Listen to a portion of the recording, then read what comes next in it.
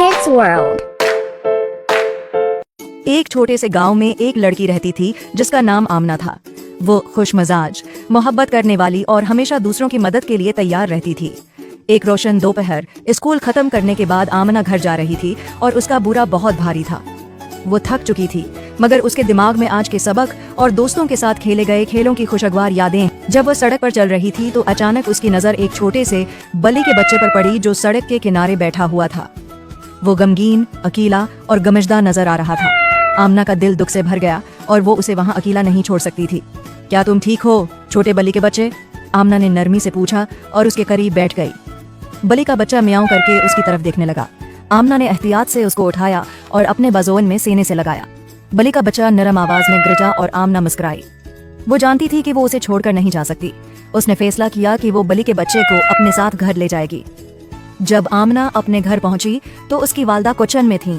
उन्होंने आमना को बली के बच्चे के साथ देखा और मुस्कुराकर पूछा, ये क्या है आमना? इसकी वालदा ने नरम लहजे में पूछा। मामा, ये बली का बच्चा मुझे सड़क पर मिला। वो अकेला था और मैं उसे वहां छोड़कर नहीं आ सकती थी, आमना ने वजाहत की। इसकी वालदा ने बली के बच्चे को देखा और फिर आमना की तरफ देखा।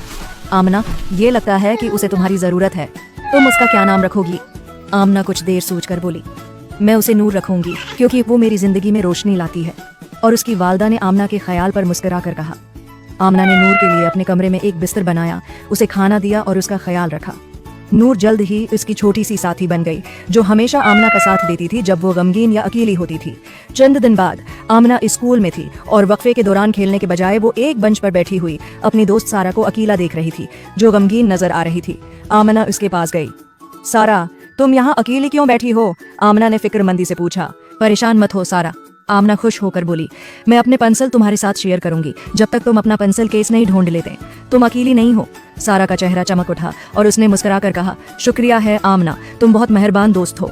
इस दिन के बाद जब आमना नूर को अपने बजों में लेकर घर वापस जा रही थी, उसने सोचा कि उसने जो कुछ किया था वो कितना अहम था।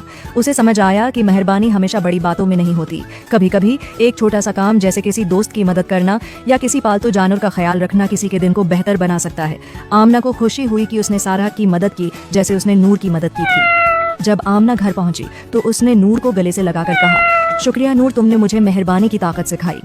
और उस दिन के बाद आमना ने ये अहद किया कि वो हमेशा दूसरों के साथ मेहरबानी दिखाएगी, चाहे वो दोस्त हों, खानदान हो या अजनबी। उसे यकीन हो गया कि मेहरबानी वो सबसे खूबसूरत तहफा है जो वो दुनिया को दे सकती है। कहानी का पैगाम, मेहरबानी एक ऐसा तहफा है जो हम सबके पास है और हम उसे दूसरों के साथ बांट सकते हैं।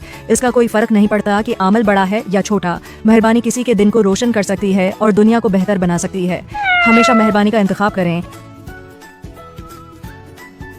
Hey kids, thanks for watching. Don't forget to subscribe our channel and press the bell icon.